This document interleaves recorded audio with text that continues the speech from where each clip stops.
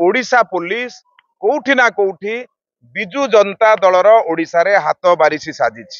प्रथम पर्यायर जेतिकी जगह हिंसाकांड होती द्वितीय पर्यायर आप देखिए खलिकोट रे जन को हत्या करागला एवं कंटाबांजी रे जन को मरणांतक आक्रमण काली सेठिकार मंत्री टुकुनी साहूर लोक मैंने गोड़े गोड़े रास्ता उपर बाड़े रक्ताक्त कर एवं जो भाव में प्रदीप पाणिग्राही आक्रमण है ये सबू विषय को लेकिन आम सीओ पाखे दाबी पत्र देलु। आम आज सीओ पाखे दाबी करिचु जे जो भली भाव में आंध्र रे डीजींकर परिवर्तन है लॉ एंड ऑर्डर को सिचुएशन को लेकिन से करि पारलेनी।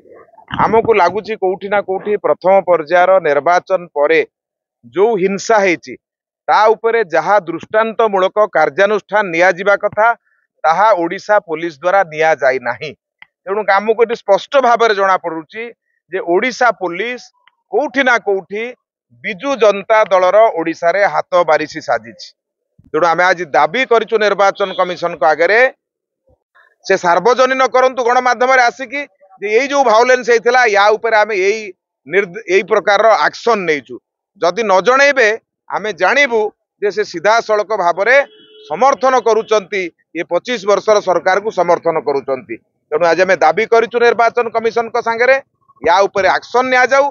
जदि एथेरे ओडिशा पुलिस या ऊपर एक्शन नौ नाही दृष्टांतमूलक पदक्षेप नहीं डीजींकर बदली करंतु नुआ डीजी आणंतु ओडिशा रे शांति श्रृंखलार सहित द्वितीय पर्याय निर्वाचन एवं बाकी जो 3टी पर्याय निर्वाचन रहिला ताकू करंतु। ओडिशा अशांत होबाकू धीरे धीरे बसी तेणु पुलिस रो अपारगता कारण आज ओडिशा अशांत होउची।